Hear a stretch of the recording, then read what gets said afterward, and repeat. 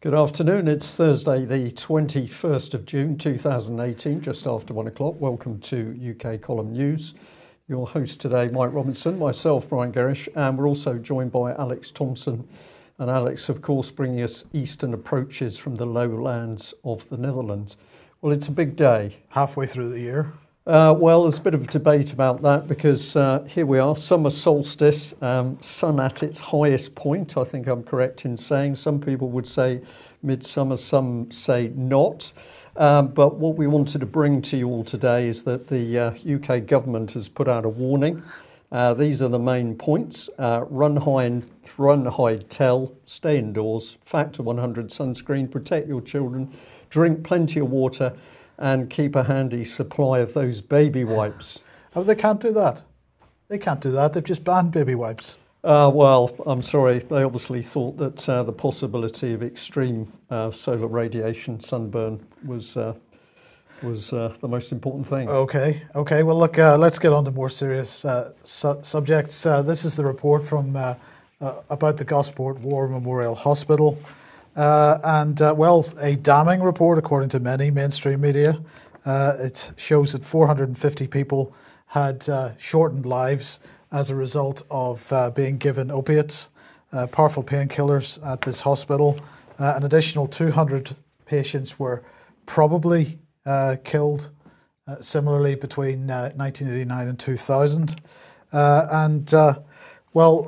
This morning on the Today programme, Sir Brian Jarman was speaking, and he was saying that it was extremely likely that what had taken place that led up to these potentially 650 deaths is probably happening in a lot of other places as well. Now, Sir Brian Jarman is head of the Dr. Foster Unit at Imperial College London, and he told the Today programme that we should not be surprised to hear that there's a possibility that this is being repeated elsewhere.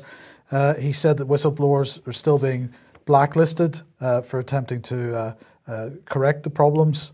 And he said that there really is a desire not to know by the NHS of patient deaths. He said that whistleblowers are being fired, gagged and blacklisted. He was asked if he would be surprised if similar events were happening elsewhere, and he said not at all. He thought it was extremely likely.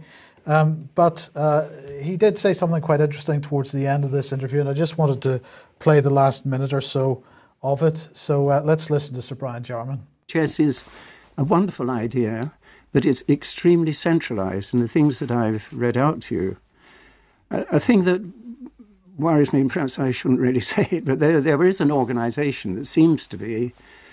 I didn't discover about it until a couple of years ago, but there is an organisation, it seems, that seems to be advising the NHS. I mean, the NHS is advised a lot by management consultants. They spend about, I think, £620 million on it, and you'll find that people on the boards of, if you take the Care Quality Commission or even NHS England, will have been on management consultant groups before. But there seems to be a sort of super management consultant group, which I've only just discovered, called Common Purpose. Well, Sir Brian, thank you so much for talking to us today. And obviously it's a subject that we are going to come back to repeatedly. Sir Brian Jarman. Now, I got the distinct impression that he was rapidly cut off at that point by Justin Webb. Didn't want to particularly go any further with that particular discussion, but following that and some Twitter discussion with Sir Brian Jarman about what he said on the Today programme this morning, he highlighted this presentation here from the Department of Health about the Common Purpose Working Group, and that was something that I had put a Freedom of Information request in about in 2013. Here is the answer from the Department of Health. And this is one of the key things he said. To explain, 3 meetings to discuss Common Purpose have taken place on the 9th of October 2012, 10th of December 2012 and 28th of January 2013, comprising a small set of strategy directors from the Department of Health and its arm's length bodies. The purpose of the meetings was to help foster constructive relationships across the new health and care system and to discuss issues of common interest. However, please be aware that, and this is my emphasis on the graphic here, please be aware that there is no membership of these meetings. Attendance has been varied No minutes have been agreed between the participants and no terms of reference describing the purpose of the meetings. But in fact, if you look at the presentation which Brian Jarman was tweeting out today and which they included in their answer to me, we see this cross-system common purpose working group agenda. And if we highlight that section there, discussion on purpose of the working group introduced by draft terms of reference and membership. So they're clearly discussing the membership of the common purpose working group, but following freedom of information request, they're denying that there was any membership. So I'm not really clear exactly what the situation is here. Well, the minimum, Mike, is that we've got common purpose meetings going on inside the NHS for which there are no minutes. That's common practice. For which there's secrecy around what's happening. That's common practice. For which the identity of the people is not revealed. That's common practice. And we know by common purpose's own documentation that the drive is for change agents within the NHS. What is the agenda to disrupt the NHS, cause breakdown, because of course this is going to be used to advance the privatisation process. But the most sinister thing, and I think Sir Brian Jarman being very, very cautious in what he was saying, is that at the time of the Mid-Staffordshire deaths, it was widely known in the NHS as the result of Sir Brian Jarman's excellent monitoring system of deaths that an equivalent rate of deaths to mid-staffs was happening in at least 10 or 11 other hospitals, a minimum of 10 or 11 other hospitals. We're dealing in tens of thousands of preventable deaths, many of them for elderly people. And what did the British government do when it was alerted to these deaths? And the first Mid-Staffordshire report was put out alerting people to these high death rates. The British government brought in a common purpose working group which effectively whitewashed all of the warnings. And for Sir Brian Jarman now to be prepared to point a finger at common purpose in a publicly broadcast interview tells me that he's now very confident at what he's looking at. But of course, it's been the UK column that has warned and brought most of the information to the surface. Now, perhaps Alex would like to come in. It's all right. Before we go there, I'd just like to say a very big thank you to viewers and listeners, because many of you emailed us today to warn us about this interview. So this was one. Dear Mr. Gerrish, you may be interested to know that this morning at about 7:45 on BBC's Today programme, Mr. Brian Jarman was discussing with the presenter the problems at Gosport Memorial Hospital, which were currently in the news. At the end of the interview, Mr. Jarman said, of course, there's a supranational organisation called Common Purpose, at which point the interview was abruptly terminated. So we received several emails like this, and I'm going to say thank you very much to our viewers. One, for alerting us. We do miss things, and also, of course, it tells us that you're absolutely picking up on what we're talking about. So, Alex, I don't know whether you'd like to comment on this. All of us at some stage are going to use the NHS, relatives use the NHS. The stories that we're hearing, and many of the stories are coming out as the result of whistleblowers in the NHS who are deeply concerned at what they're seeing. This is clearly orchestrated policy, do you think? It certainly looks that way, Brian, when you look from a bit of a semi-distance from the Netherlands. My wife is a Dutch medic, and she's over with me visiting my parents here at the moment in Britain. And so last night there was, of course, a news segment on television about the Gosport Hospital cover-up, as even the BBC is admitting that it is now. And we were trying to explain this to my dear wife because, of course, Dutch hospitals try not to kill their patients. And the conversation turned to my parents asking my wife, do you think that Britain is at some point is going to legislate for euthanasia? And the consensus we came to was that at the same time around the turn of the millennium, when the Dutch and Belgians and some US and Australian states said, well, we're going to inject old people when they're cumbersome, the British, in their usual fudge of a solution, decided that they were going to turn a blind eye to doing just that within the system without having a euthanasia policy. It's much the same way as Britain approaches many other policies. No debate, just a small coterie deciding what's good for the plebs. Okay, well, it's worrying stuff. There's a lot needs to be exposed. But while we had this exposure of common purpose in the NHS today, we were also alerted to this excellent article on the conservative woman. It was written by journalist Robert James. He often writes for the Daily Mail and a number of other newspapers. But here's the headline: Police cower from criminals. Burglaries are ignored. The Tories will pay for this betrayal. Encourage people to read this. And if we go into this article, I've just taken a couple of excerpts here, but he says they may well also be encouraged by statements such as that from Sarah Thornton, head of the National Police Chief Council, who said there are a lot less burglaries than there used to be, a lot less car crime, but the sorts of crimes that are on the increase, sexual offences, concerns about terrorism, cybercrime, that's where we really need to focus. Now, he was actually being sarcastic in saying that people are being encouraged by this, because previously in the article, a lot of information about the increasing crime rates had been shown. But the point is, first of all, that Sarah Thornton here is a common purpose trained senior police officer, and she's the police officer who was formerly Thames Valley, who refused to investigate the abuse of children at Oxford and Cherwell Valley College. But he goes on and he says here, add in Theresa May and Mr Khan's disastrous knife crime policy as previously discussed in The Conservative Woman, and you have a picture of policing the way the leftish official classes want it. Cressida Dick, the head of the Metropolitan Police, has reportedly been trained by Common Purpose, a group dubbed the Left-Wing Freemasons, whose courses have been attended by thousands in the public sector. Critics of the group say they are operating a highly political agenda, which is to install new chosen leaders in society.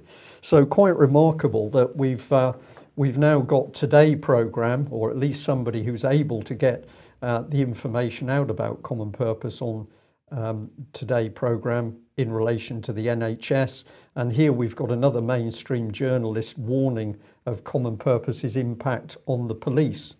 And if we follow this through, really on some of the comment we had from yesterday about Syria, I did mention this at the time, but just to get the graphics up, this is Common Purpose boasting about its programme for Syrian leaders in the diaspora that aims to build their capacity to contribute to Syria and to the diaspora community.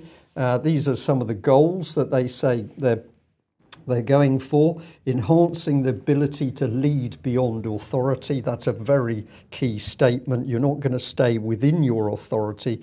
You're going to simply ignore your boundaries. Develop their thinking on possible futures for Syria, never mind what the government of Syria thinks. Build new networks. Develop cultural intelligence, stretch analytical and creative skills, re-energise by connecting with inspiring peers and leaders from a range of different fields. So I took one further step to have a look at this, and we come up with this page where there's little embedded videos. And I was just fascinated to see that top left, we had a lady, Rania Alakra, who's an economist with the Department for Environment, Food and Rural Affairs.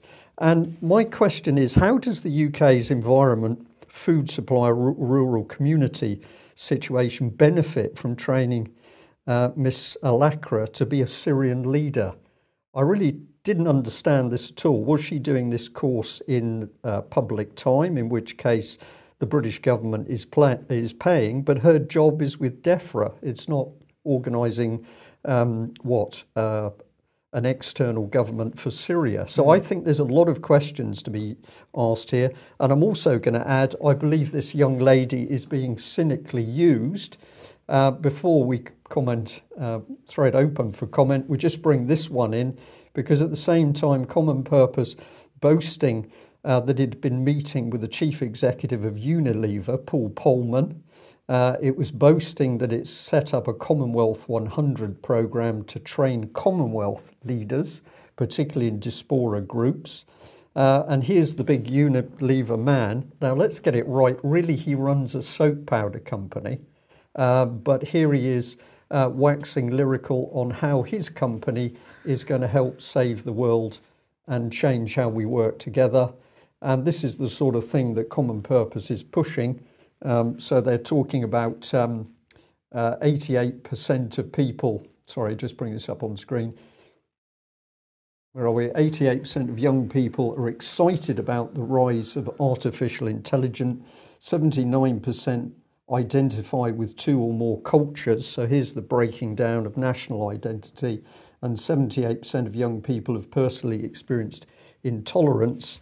Who was helping set all this up? The Bank of Zambia. And here's the gentleman himself. And if you research him, he's a very popular contributor to the Bank of International Settlements. This is pretty outrageous stuff.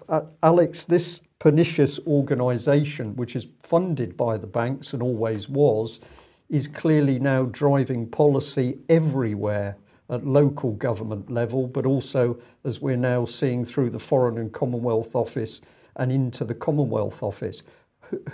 Into the Commonwealth. Who are these people? Well, I suppose one way to answer it would be to go back to Lord Milner in the Edwardian era, the first decade of last century, who talked about the need for the aristocrats to shed their burden. And they were fake aristocrats anyway. They were arrivistes, as I mentioned in my AV9 talk. They were men who had been merchants and bought out the old aristocracy who had the idea of noblesse oblige. The new merchants live at a distance from the people, regard them as plebs to be controlled and rather disgusting characters. There's no real sense of burden towards them. So Lord Milner, who engineers the First World War, some good reading matter on that's available. Lord Milner's Second War is a very good book on that. Say in 1903-ish, we're going to have to get a new cadre of technocrats under us to do our bidding so that we can spend our time really playing at being lords. So that's why they set up groups such as Bilderberg to be given the agenda every year, and G7 also. Interesting that you mention Unilever boss there, because, of course, Lord Leverhulme from the soap-producing area of the Wirral, just across the River Mersey from Liverpool. Between the wars, he was one of these characters who made it filthy rich, and he bought the Isle of Lewis, Scotland's largest island, and tried to turn the Gaelic-speaking crofters into industrialised herring fishers and tinners, a disastrous policy. You can read a book called The Soap Man all about it. So there's been a long tradition of captains of industry with ideas above their station, really trying to play fake nobility, and it works out worse than the real nobility. And of course, it spreads to countries where they have supposedly abolished the aristocracy as well. Okay, thanks, Alex. Now let's move on to Brexit, because good news, Brian. The Great Repeal Bill, the so-called Great Repeal Bill, was passed yesterday. The allegations that there was going to be some kind of backlash against it didn't quite happen. This is a pretty big deal for the Prime Minister, apparently, according to various people. But before we talk about the big deal, let's just look at the really wonderful video that Theresa May put out this morning on this. Now, I'm just going to apologise to everybody that's going to be watching and listening for doing this to you, but I felt that under the circumstances it's absolutely necessary. You'll maybe see why in a second. Today, Parliament has passed the EU Withdrawal Bill, a crucial step in delivering a smooth and orderly Brexit, the Brexit people voted for. Today's votes show people in the UK and to the EU that the elected representatives in this country are getting on with the job and delivering on the will of the British people. Over the next few weeks, we will publish more details of our proposed future relationship with the EU in a white paper, and will bring the trade and customs bills back to the House of Commons. But today has been an important step in delivering the Brexit people voted for, a Brexit that gives Britain a brighter future, a Britain in control of its money, laws and borders. So I do apologise for that, and particularly apologise for anybody that's only able to listen to it, because the point really was to see her in action. And, well, I'm pretty speechless, really. It was like a cat in the headlights. Well, to me, Mike, actually, I'm going to say it was quite clear. This woman doing a dreadful job at trying to appear sincere, delivering this message. She's had a little bit of coaching, so she's trying to put on facial expressions to get the seriousness, the message across. It doesn't work, and the reason it doesn't work is she's not there. She's not delivering a message she believes in. She's just putting across a spun message. So appalling piece of acting by this Prime Minister, but she is only a puppet of the monetary powers which are driving the policy. 2 seconds, Alex, on this. It's interesting that men like Richard D. Hall consult body language and speech experts. I've had little expertise in that from my GCHQ days. I try not to extend those bounds, but how interesting that to make every point, rather than nodding or moving laterally with the chin and the nose, it's a kind of flick of the head upwards, almost a kind of shake of the head, which possibly indicates some cognitive dissonance. Yes. Well, there's certainly plenty of that around with regard to Brexit. Yeah. Right. Let's move on to Jens Stoltenberg, who's visiting Theresa May today, Secretary General of NATO, of course. Well, what's he talking about? He's really concerned about the breakdown, potential breakdown in the transatlantic relationship because of Donald Trump. He's really keen to try to keep that together. And so he gave a speech today at Lancaster House. This is a pre-summit address, and he explained the importance of the transatlantic bond, how it's being strengthened in NATO. He highlighted how defence ties between North America and Europe have grown closer. So, 2 days ago, he's writing articles for the Telegraph where he's really concerned about Donald Trump. He's concerned about the NATO summit in a few weeks' time turning into something similar to G7. And he's saying that the transatlantic bond is at risk. And now he's saying that really everything's fine. It's fantastic. Nothing to worry about. Nothing to see here. He said, again and again, we unite around our common goal. We stand together. We protect each other. On screen, we've got another quote from it. I don't believe that NATO should counter propaganda with propaganda.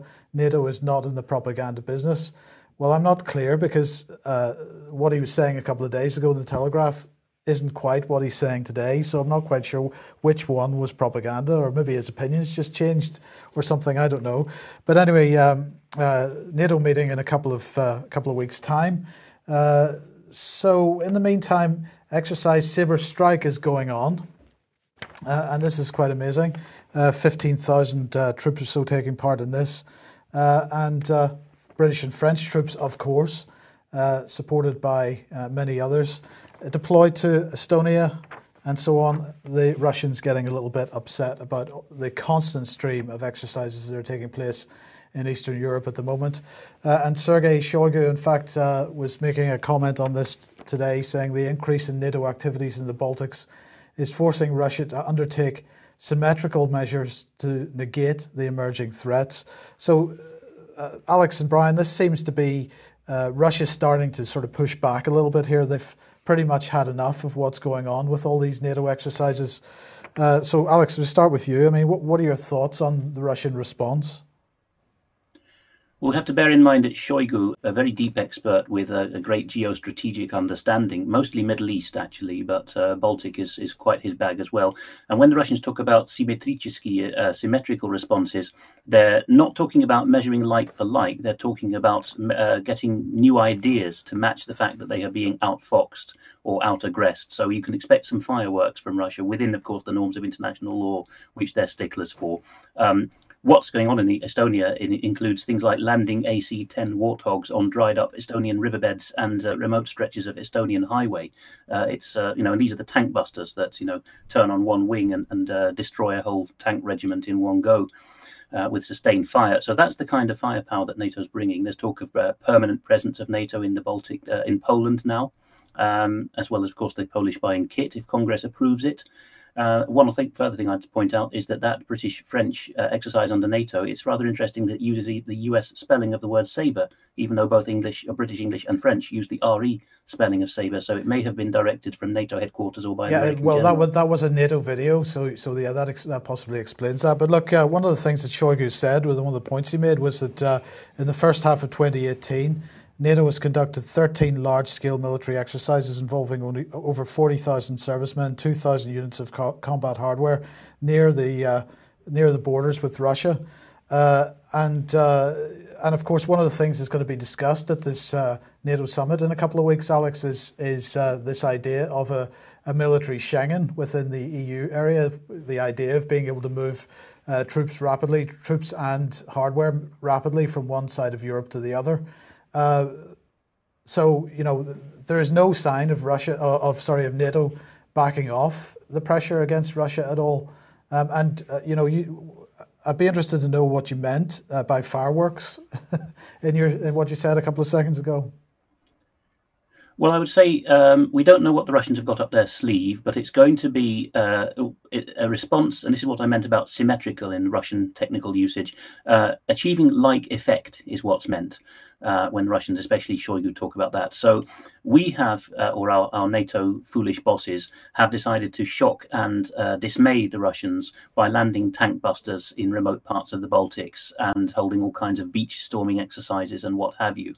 So the Russians are going to do something within the bounds of the current treaty law, which is going to shock and dismay the forward states of NATO and its so-called partners, Sweden and Finland, which complete the Baltic encirclement of Russia because they work alongside NATO as if they were members despite their constitutional neutrality. So there'll be something perhaps relating to Kaliningrad, the Russian exclave, which used to be the northern half of eastern Prussia, which cuts off the Baltic republics from Poland. That, I think, is going to be the focus of some forward planting of some heavy equipment and possibly some aggressive exercises on Russia's part. Okay, you any thoughts? Well, all I'd say is that if you follow the NATO policy through, and of course the UK has been leading this, it has been to antagonise the Russians. There can be no doubt about this. Exercise after exercise pushed right up on the Russian borders, and as many people have commented in tweets and emails that are circulating, what would the reaction be if the Russians were putting troops ashore in Ireland or Scotland or Canada? Well, how would America react if there were Russian troops put into Mexico? There's no comparison between the severity of the actions by the US and NATO in Eastern Europe with the fact that you have a US that sits largely isolated. So no, it's no wonder the Russians are beginning to react. Okay, Alex, so what is the US game plan for the service branches? But what I'm trying to highlight is that there seems to be a shuffling round of the function of all the US service branches. So at the top there, left there, we have Defense News reporting on Thomas Goffers, who is at the Pentagon's top man for Europe and NATO, the DAS for that part of the world. And the piece is entitled "NATO Needs the EU to Move Chess Pieces," and that's what Goffers calls the strategic kit moving under military Schengen now. They're chess pieces. NATO needs EU to move them across Europe, and Goffers says this mobility gives credibility to a reinforcement, that's Russia frightening strategy for major combat forces. Two things together, says the top man at the Pentagon for Europe. On the front end is having NATO command and control capability, for which read British and American officers, to move the chess pieces, for which read Eastern European goons, around the board. The second is having chess pieces, that's the goons, that are ready to be moved. So, there's increasing amount of European-produced kits, both tanks and aerial assets now, which are going to be at the command of the Brits and Americans, who themselves, particularly on the continent, have got very little to go on now. So on the bottom left, I've just highlighted two interesting things about the lesser-known service branches. The US Marine Corps, their in-house paper, as it were, well, it's not quite in-house, but the Marine Corps Times, which, as David and I have been pointing out, keeps calling the Third World War a looming fight, which is understatement of the century, is now talking about Russia's finding of a casus belli in this part of the world. Just that in the article there, it calls it "Russia just can't let it go." That this is happening in Estonia, as if Russia was, a bear with a sore head. And at the same time, the National Guard, which according to some reckonings is a separate branch of the US military, Massachusetts, a liberal state, the governor has said he won't even send the National Guard to the US Texas-Mexico border because of his disagreement with President Trump's policies on migrant control, while in Colorado, a big US Air Force state, the governor is actually sending the Air National Guard, that's the reserve airmen basically, to deploy to Russia's border. And to top it all, President Trump surprises everyone by talking about a space force separate and hived off from the US Air Force. Now, if I put all this together, what I think I've come up with is almost a kind of moving around the circle, and I tweeted about this as well. It seems that the US Army and US Navy have realized they've fallen so far behind in manning that they are going to have to give the more specialist parts of the military, this is a very broad way of speaking, the US Air Force with its very high-value airframes and the US Marine Corps with its total integrated concept and better fighting skilled, although they're always at the end of the line for kit. The Marine Corps and the Air Force seem to be the ones who have got some fighting chance in the American planning now of going head-to-head with the Russians in the Third World War or a local skirmish scenario. The Army and the Navy are basically being hollowed out, turned into shells, and increasingly, when they wish to operate, for example, storming Chinese beaches or Spratly Island beaches, the concept seems to be that they'll use the British and French planning control and other nations like Australia to use to launch the Marines. So US Navy and Air Force do seem to be coming to an end, and well, in their current format. Brian and I have been discussing the next slide on this regard. Perhaps Brian can talk to this one, actually. This is all about the fallout really from the American ship collisions with the Pacific Fleet, and we've had some extraordinary scenes, in some ways very poignant, where parents of servicemen and women who died in the accident have actually kissed. In fact, it wasn't the commanding officer, I don't think, but it was one of the deck officers who was partly responsible for the collision in the Fitzgerald case. She was kissed by one of the relatives who said, well, it's not just your fault.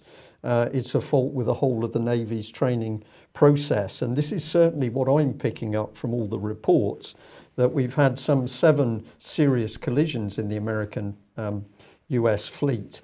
And this has all come about due to a whole combination of things: insufficient manning, overtired ship's company, the crew, overtired, utter confusion and mayhem with the McCain incident. They seem to have completely lost control of the ship itself, and the captain was on the bridge the whole time as it drove into a cargo ship. So this is incompetence, chaos and mayhem, which I've never heard about in the American Armed Forces. And I've got to come back to the work of the retired US Navy Lieutenant Commander Gerald Atkinson, who was warning about what he called the new liberal agenda, which he said was beginning to destroy professionalism and expertise inside the American military. If he's right, and I believe that man is right in his analysis, what we're now witnessing is the result of change agents and disruptors working to hollow out, as you say, the US Navy and elements of the Army itself. So this is an agenda which has been planned from somewhere. Well, in the meantime... Sorry, Alex. Yes, go ahead.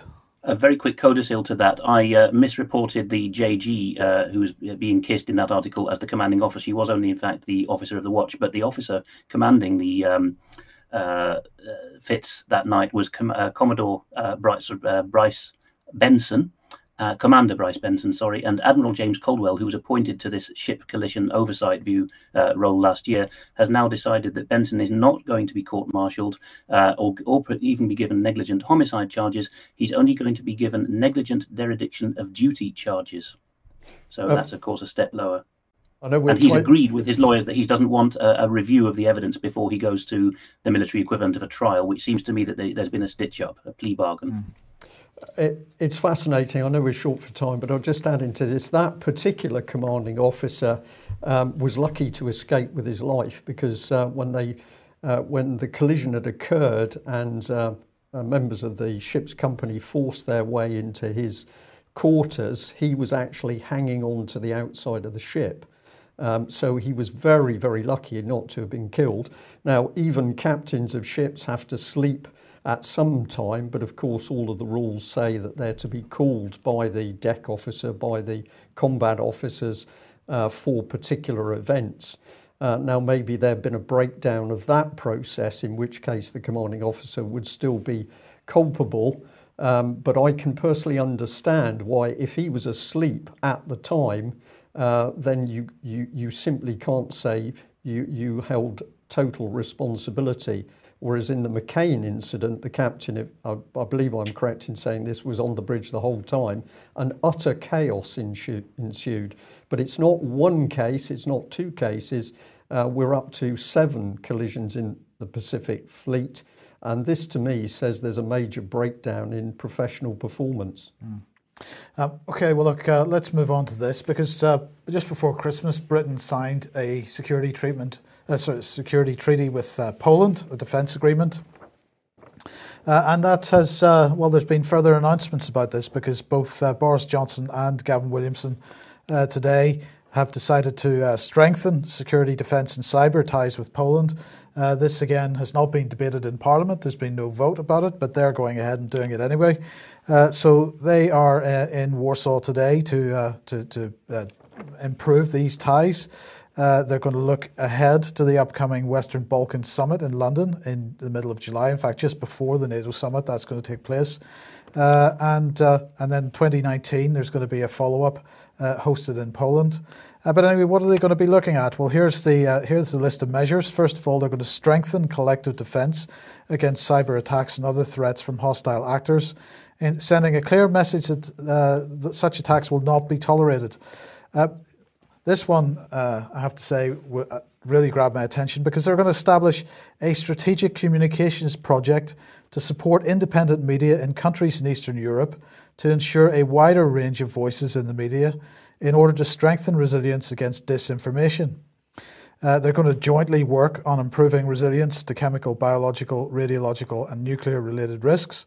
And they're going to further work to prepare for the signature of the UK-Poland Defence Action Plan, which will implement cooperation in a range of military areas. But Alex, it was the second one there, establishing a strategic communications project to support independent media in order to deal with the problems of potential disinformation. I'm not quite sure how this falls under the remit of a defence agreement, but perhaps you can explain that one to me. Well, defence agreements are, of course, subordinate to the framework of international treaties, the capstone of which is the Peace of Westphalia. And that is one of many treaties which have said that countries are not going to interfere in each other's internal affairs. Subversion is clearly a way of doing that. So we've been guilty of that through the Cold War, with Voice of America and BBC being effectively arms of the state doing that. But this is a step further in that regard. I think by independent media, they're actually reclaiming that term from us to claim that independent media will be basically NGO, or these days you could say GO, government or organisation media, which is off the balance sheets of government, which is actually funded and controlled by government. Yes, I believe that's exactly the case. But now what's going on with the Franco-German axis? Interesting choice of term there, Alex. Yes, of course, it is the motor of the European empire. And the City of London has always accepted and acknowledged that. But just at the time when we get France and Germany, you can see their nice kit there, in the air and on the ground, deciding to integrate their heaviest hitting units. And at the same time as the French and German finance ministers have said that they're going to harmonise corporation tax, to the horror of the Irish, of course, a way of undermining competitiveness in the peripheral states of the EU. So at the same time, Gate of Vienna has this article, a translation of a piece by Egri Nurk, called Merkel versus Seehofer, Who Will Win? Because the Bavarians, one of the 16 states in Germany, have their own version of the Christian Democrats, and it is a separate party. And for the first time since 1974, they are about to leave the Grand Coalition. And Horst Seehofer, who's the top man in the Bavarian Christian Democrats, the CSU, has been interior minister, but he could not stand what was happening to Bavaria anymore and sealed the borders against Merkel's explicit instructions. People could go back and read the bits I put on screen there. There's some eye-watering quotes about how the Bavarians are storming out of meetings, saying, "We cannot work with this Merkel anymore. What is she on? She's an enemy of the German people." So, it looks like just at the point where we were told Franco-German integration was going to lead to a European super-state, federal state, and still the European parliamentarians are banging their fists on the table and saying this can't come soon enough, like Guy Verhofstadt, the actual political government within Germany is falling apart. Okay, and just very briefly then, F-35 project renders Dutch unable to build aircraft? I found this particularly laughable and sad for the Royal Netherlands Air Force. Of course, they're used to buying American kit now for recent decades, but of course, in the likes of Fokker, they, in the First World War particularly, sell their technology to both sides. They were at the cutting edge of fighter plane technology in its first generation, and they've got great engineering skill, and now they're having to buy these dodgy F-35s that we report on almost every day. And more than that, they're having to tack their assembly order onto the back of the Italian order book and say, would you mind awfully assembling some more and sending them up our way? Completely shorn of the ability to produce their own fighter planes. Okay, well, let's come on to the UK defence industry, because we've got more information coming in on Rolls-Royce and none of it is good. Basically, we now understand that the management consultancy Deloitte has been brought into Rolls-Royce. What we're being told is that things are becoming absolutely chaotic inside the company. Let's have a look at some of the things that they're saying. Rolls-Royce is being broken up from the inside. Nothing works anymore. The Deloitte teams are confusing the management structure, and when they're told so, they simply ignore the evidence. And what people have really said to us, if they analyse what Deloitte is doing, for them, if you apply common sense, the Deloitte teams are breaking up the management capability of the company. Key engineering expertise is being destroyed, and this is an engineering company, so this is really ripping the heart out of it. Top managers are convinced China will buy them out, or buy the remnants out, and that they consider the Rolls-Royce mini reactor expertise as the real Chinese goal. We'll do a little bit more on that in a second. Key Rolls-Royce intellectual property is simply being given away to the US company Pratt & Whitney. And the link of that Pratt & Whitney one, of course, is the F-35. An informed observer says the model for the destruction of Rolls-Royce is a repeat of the destruction of British Leyland and effectively the UK's car industry, where, first of all of the key know-how was simply given away to the likes of Honda and BMW.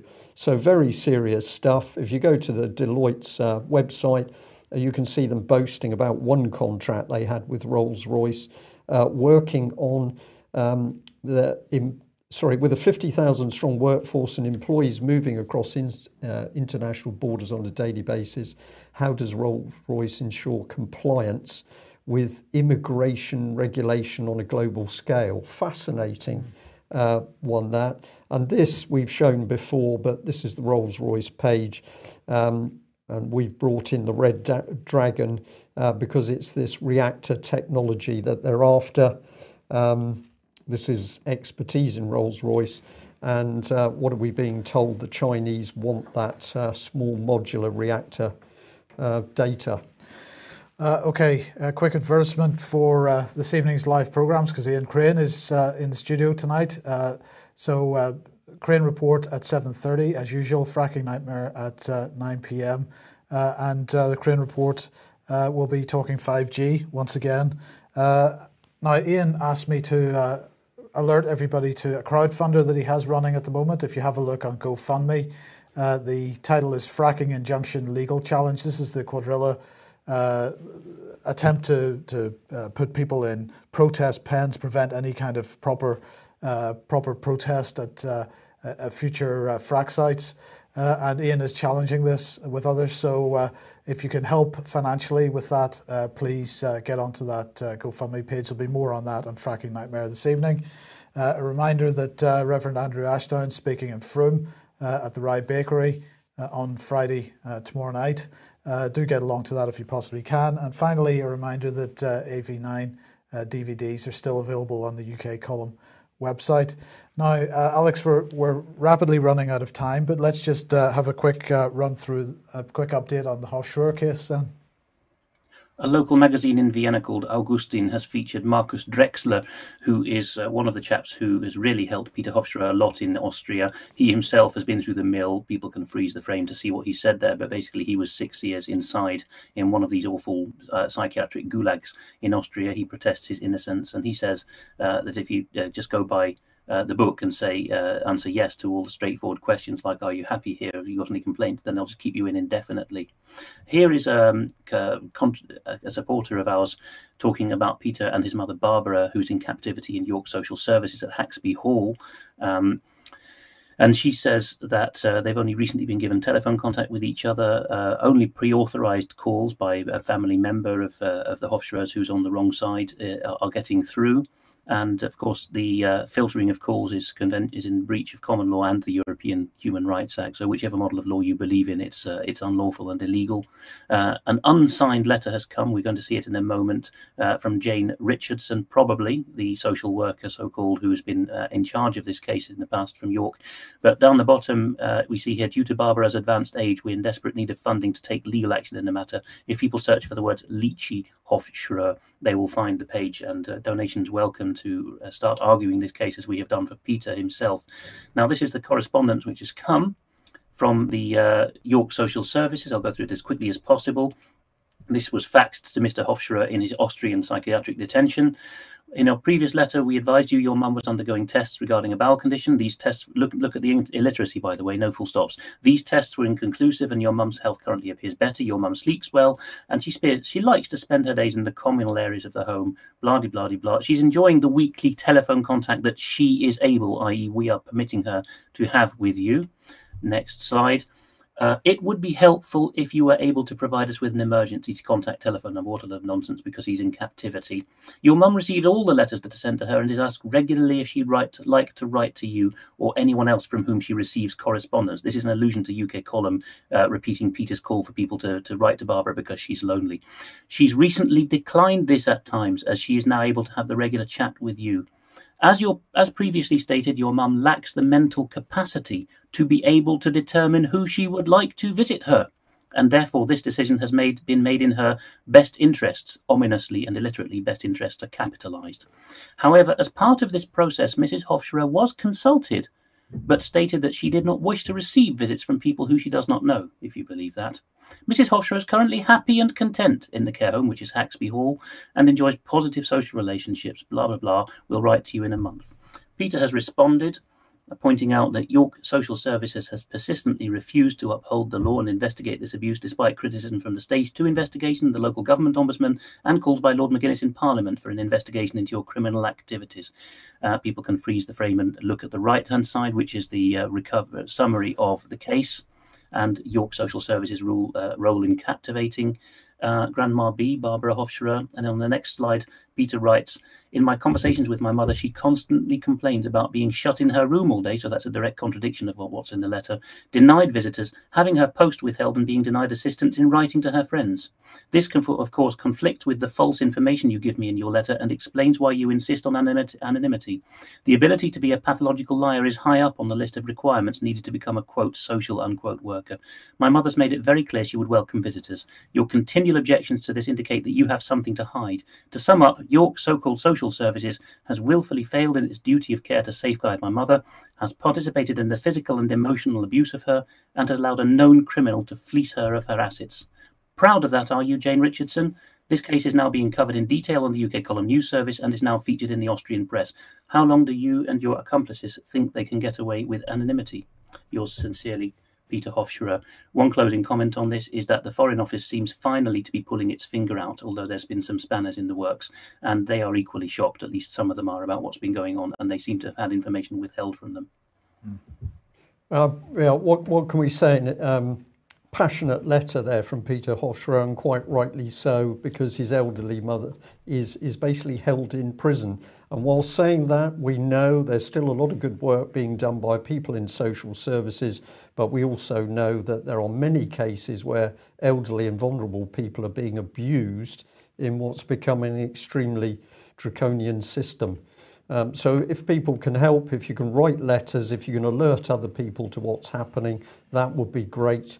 And at the end of the day, if we don't squash this, any one of us could be subjected to this type of behaviour effectively by the British government, particularly if you dare challenge what's happening with the government and government policy.